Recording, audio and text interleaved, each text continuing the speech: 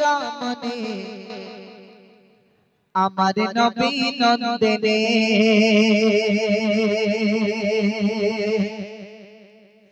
কেমন ছিলেন তিনি শোনন তাকার কাহিনী জান্নাতের রামনে আমার নবী নন্দিনে তাকবীর দাও নারে তাকবীর। তাহলে আমি যখন হাত দেখাবো কি বলতে হবে? সুবহানাল্লাহ বলতে হবে। ঠিক আছে, আবারও পুরস্কার আছে।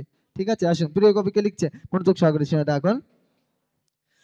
জান্নাতের রামনে আমার নবী নন্দিনে জান্নাতের রামনে আমার নবী নন্দিনে জান্নাতের রামনে আমার নবী নন্দিনে কেমন ছিলেন তিনি কেমন ছিলেন তিনি শোনন তাকার কাহিনী জান্নাতের রামনে আমার নবী নন্দিনে জান্নাতের রামনে আমার নবী নন্দিনে কেমন ছিলেন তিনি কেমন ছিলেন তিনি শোনন তাকার কাহিনী জান্নাতের রামনে আমার নবী নন্দিনে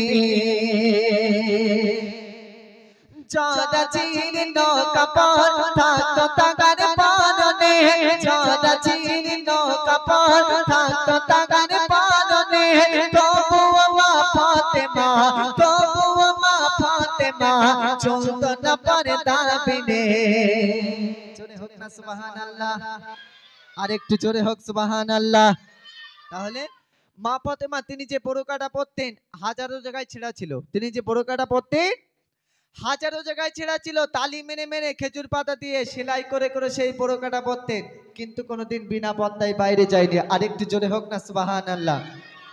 বিনা পর্দায় বাইরে যায়নি। আর আমাদের ঘরে ফাতেমাদের যদি একটু শাড়ির কোনা ছিঁড়ে যাইতে আমাদের ভাইদের দুপুরই বাস পড়েছে। কেন বলেন দিনি? বলে আমি তোমার একমাত্র বিস্কুট কালারের বউ, এই সেরা শাড়ি পরে ঘুরলে হয়, আমার জন্য একটা শাড়ি আনো।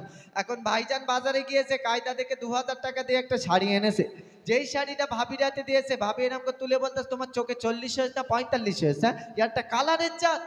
অমুকের মেয়ে সকিনা পরেশগ্রাম ঝিকমিক ঝিকমিক করতেছে, লুঙ্গি পেনা দেখাচ্ছে, তোমার এই বুড়ো চোখ কবে যাবে? বুঝতে পারেননি?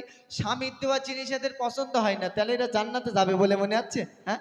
আর আল্লাহ রাসূলের বেটি ফাতেমা তিনি যে বোরকাটা পরতেন হাজারো জায়গায় ছেঁড়া ছিল, তালি মেরে মেরে খেজুর পাতা দিয়ে সেলাই করে করে সেই বোরকাটা পরতেন, কিন্তু একটা বোরকা কেনার মতো ক্ষমতা ছিল না। হ্যাঁ, তাই প্রিয় কবি কি লিখছে, মনোযোগ সহকারে শুনে থাকুন।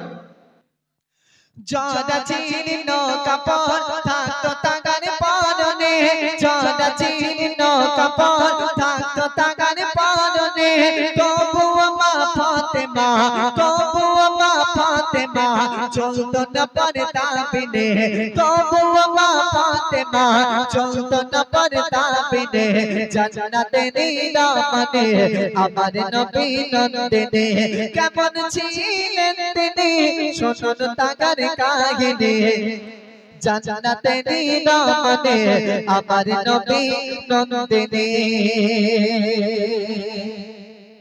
খোদার পায়ে ভিতর ছিল নবী নন্দিনী খোদার পায়ে ভিতর ছিল নবী নন্দিনী স্বামী ও সন্তান ছাড়া স্বামী ও সন্তান ছাড়া কেউ তো তাকে দেখেনি। জোরে হোক না সুবহানাল্লাহ, আরেকটু জোরে হোক সুবহানাল্লাহ। মাশাআল্লাহ। তাহলে মা ফাতেমা মোটা ছিল না পাতলা ছিল, লম্বা ছিল না বেটে ছিল, স্বামী আর সন্তান ছাড়া কোনো বেগনা পরপুরুষ দেখতে পায়নি। আরেকটু জোরে হোক না সুবহানাল্লাহ। স্বামী আর সন্তান ছাড়া কোনো বেগুনা পরপুরুষ দেখতে পায়নি। আর আমাদের ঘরে ফাতেমা গুলো কেটা কত দেখাতে পারে, দেখানো প্রতিযোগিতা শুরু করে। বুঝতে পারেননি? ওপরের ঠোঁটে এক কালার লিপস্টিক দিচ্ছে, নিচের ঠোঁটে এক কালার লিপস্টিক, বুবু আমার ধানাসি ব্যাগলে হেলে তুলে যাচ্ছে, ছেলেরা টিটকারি মেরতে, তাদের কতই ভালো লাগবে।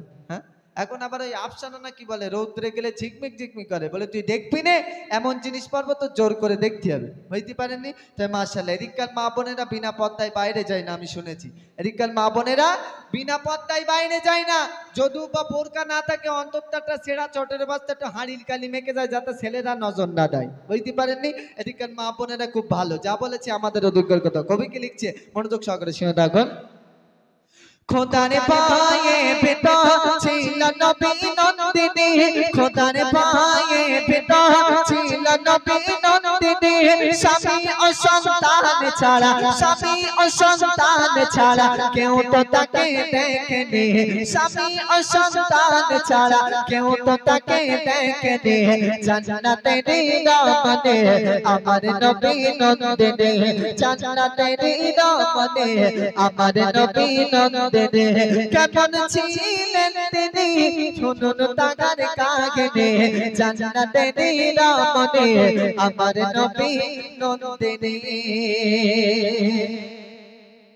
মৃত্যুকালে ফাতেমা দেখে বল স্বামীকে মৃত্যুকালে ফাতেমা দেখে বল স্বামীকে কাউকে না জানে দাফন কাউকে না জানে দাফন করবে রাতের আধারে জোরে হোক না সুবহানাল্লাহ আর একটু জোরে হোক সুবহানাল্লাহ তাহলে মা ফাতেমা মারা যাওয়ার আগে স্বামীকে ডেকে বলল হে আমার প্রাণের স্বামী আমি যখন মারা যাওয়ার সময় যেন কাপন দাপনটা রাতের অন্ধকারে সারা হয় আর জানাজাতে যেন বেশি লোক ডাকাডাকি করো না আর আলোর ব্যবস্থা যেন না করো না কেননা আমি ফাতেমা চাই না কেমন দেখতে ছিলাম মোটা ছিলাম না পাতলা ছিলাম লম্বা ছিলাম না বেটে ছিলাম কেউ যেন আস্থা করতে পারে আহা কতটা পর্দা করতেন মা ফাতেমা আর আমাদের ঘরে কি হয় নতুন যখন বিয়ে হয় বৌমা যখন ঘরে নিয়ে আসে আর ভাইজানেরা বাজার থেকে 2 কিলো করে মিষ্টি নিয়ে আসে বলে আমার বউটা কেমন দেখতে আছে দেখে যা আর 2টো করে মিষ্টি খেয়ে যা এখন এরম হয় না হ্যাঁ এখন আবার নতুন মেয়েরা আবার ফেসবুকে ফটো ছেড়ে বলে আমার বউটা কেমন দেখতে আছে একটু কমেন্টে জানাস হ্যাঁ মাশাআল্লাহ এদিককার মা বোনেরা খুব ভালো যা বলেছে আমাদের অধিকার কথা কবি কি লিখছে মনোযোগ সহকারে শুনে থাকুন মৃত্যুকালে ফাতেমা দেখে বল স্বামীকে মৃত্যুকালে ফাতেমা